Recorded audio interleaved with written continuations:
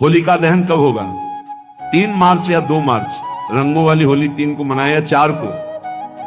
आप जानते हैं इस बार साल 2026 की होली पर भद्रा भी है, चंद्र ग्रहण भी है, तो आखिर होलिका दहन कब होगा? अगर आप भी दुविधा में हैं, मेरी बात को अंत तक सुने, क्योंकि एक छोटी सी गलती आपके पूरे वर्ष पर असर डाल सकती है। इस बार फाल्गुन पूर्णिमा की तिथि 2 मार्च सोमवार को शाम 5:56 से प्रारंभ हो रही है और 3 मार्च मंगलवार को शाम 5:07 तक रहेगी। लेकिन रुकिए, यहीं से भ्रम शुरू होता है, क्योंकि 3 मार्च को पूर्णिमा तिथि सूर्योदय व्यापिनी है और इसी दिन खगरास चंद्र ग्रहण भी लग रहा है। अब सवाल उठता है, क्या ग्रहण के दिन होलिका दहन किया जाएगा?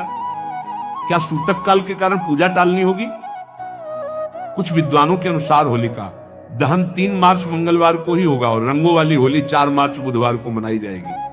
लेकिन ध्यान दीजिए, होलिका दहन का शुभ मुहूर्त रहेगा शाम 6:48 से रात 8:50 तक और सबसे महत्वपूर्ण बात, इस समय तक चंद्र ग्रहण और सूतक काल समाप्त हो चुका होगा। यही कारण है कि इस बार दहन का समय विशेष सावधानी से तय किया गया है। अब बात करते हैं होलाष्टक की। होली से ठीक 8 दिन पहले यानी 24 फरवरी से होलाष्टक प्रारंभ हो रहे हैं और 3 मार्च को इनकी समाप्ति होगी। इन 8 दिनों को शास्त्रों में अशुभ काल माना गया है। क्यों? क्योंकि इन्हीं 8 दिनों में हिरण्यकश्यपु ने भक्त प्रहलाद को अनेक यातनाएं दी थी, लेकिन हर बार भगवान विष्णु की कृपा से भक्त प्रहलाद सुरक्षित बच गए और अंत में होलिकाग्नि में स्वयं भस्म हो गई। जबकि सत्य हुई यही हुआ है कि होलिका दहन सिर्फ एक परंपरा नहीं बल्कि बुराई पर अच्छाई की विजय का प्रतीक है। लेकिन इस बार ग्रहण का साया भी साथ है, तो क्या करें?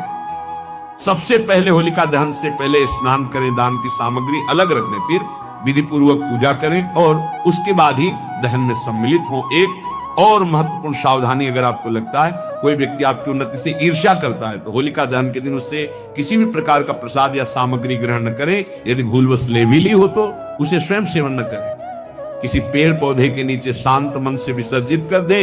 ग्रहण और भद्रा के इस दुर्लभ संयोग में सावधानी ही सुरक्षा है। जान लीजिए, वे सावधानियां जो हर व्यक्ति को ग्रहण और होली के संगम पर रखनी चाहिए। ग्रहण के समय भोजन पकाना या खाना टालें, ग्रहण के समय सोने से बचे, मंत्र जप ऊंची आवाज में नहीं, मन ही मन करे, गर्भवती महिलाएं अनावश्यक बाहर निकले। और सबसे महत्वपूर्ण बात, इस समय मन में डर या नकारात्मक विचार न लाएं, क्योंकि चंद्र ग्रहण मन को प्रभावित करता है और होली की अग्नि उसी मन के संस्कारों को जला सकती है। होलिका दहन के समय यदि आप 7 गोमती चक्र अग्नि में समर्पित करते हैं और श्रद्धा से लक्ष्मी मंत्र का जाप करते हैं तो आर्थिक बाधाओं में कमी आ सकती है। स्वास्थ्य के लिए सूखी हल्दी की गांठ अग्नि में अर्पित की जा सकती है।